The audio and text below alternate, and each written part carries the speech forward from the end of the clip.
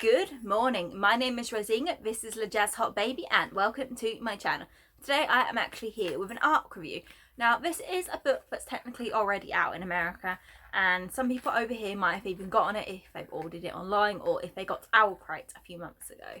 So I will say that and then I will give you one more clue, and that is one of the characters is a mermaid. So, yeah, I'm going to be using this for my thumbnail.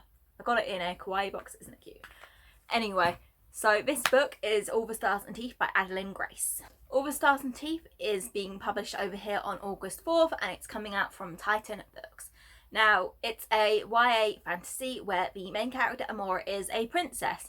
And in her island home, the royal family are the only animancers around them. So these are people who use something called soul magic. Now, in this case, soul magic means they can use their magic to either read people's intentions, so their sort of soul, see if they're really pure, if they're truly evil, that sort of thing. And that magic can also be used to kill people.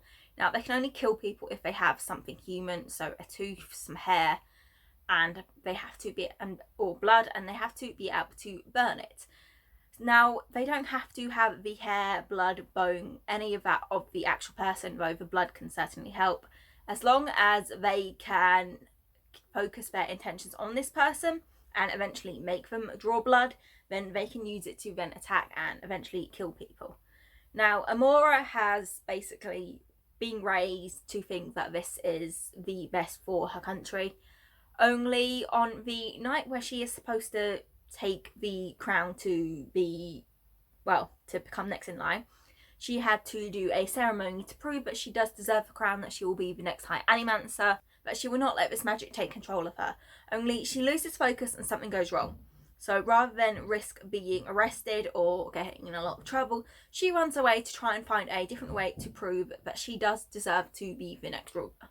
Now, this book basically focuses on her adventures. She ran away with a pirate called Bastian, and she winds up travelling across the islands to try and find out about a rebellion that has been brewing.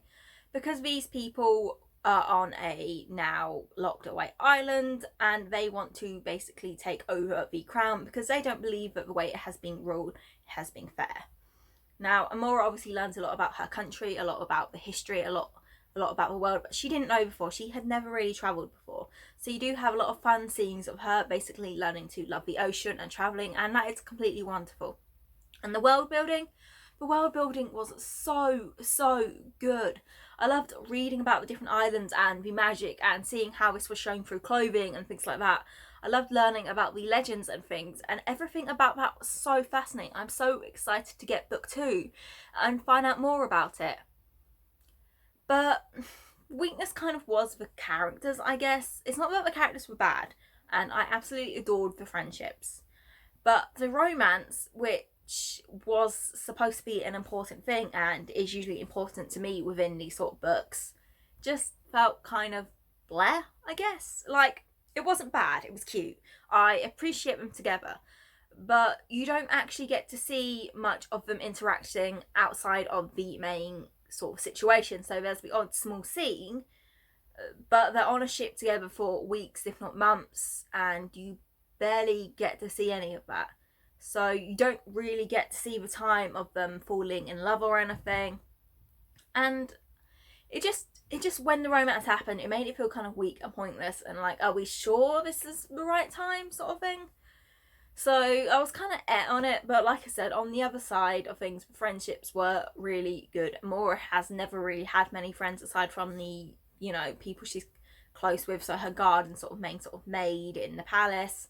And now she's travelling around meeting people. Favourite character was one of the characters picked up along the way, and that was a mermaid called Bertea.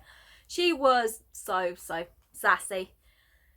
She is someone who has been taken control of a lot over time and has been stuff in the past. And, I don't want to go into too much detail because I'm trying to keep it spoiler free while still giving you proper reasons. But basically, in this world, mermaids are treated like crap, but mermaids also have a lot of special magic, some of which allows them to come on land and go back between the sea, but also to basically lure people in, to control the water, things like that. So Bertea hasn't had much luck. When you meet her, she is being held by someone. Obviously that doesn't last, but you get to see her in action and she's really powerful. I love how she doesn't care about sassing people. I love her love of travel. She was just definitely my favourite character because she was just really, really fun. But at the same time, you could see where she'd had troubles. And yeah, I loved her. That's all I can say. So I feel like with this being a video review, it should be a little longer. I actually think I summed it up fairly quickly, like quicker than I thought I was going to when I decided to do a video review. So, I'm sorry if it is so short, but it's definitely a very enjoyable book. It's not one of my favourites. I've given it 4 stars.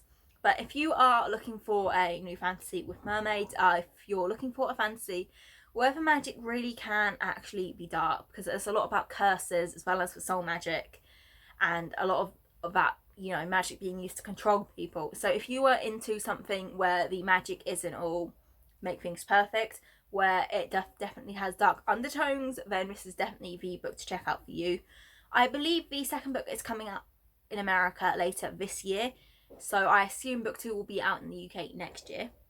As I said, this first book, August 17th, is already out in the US and it's coming out in the UK soon.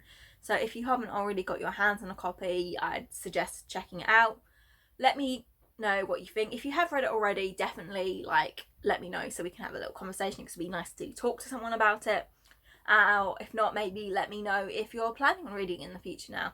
So thanks for your time. I'll see you later. Please remember to like, subscribe and leave a comment.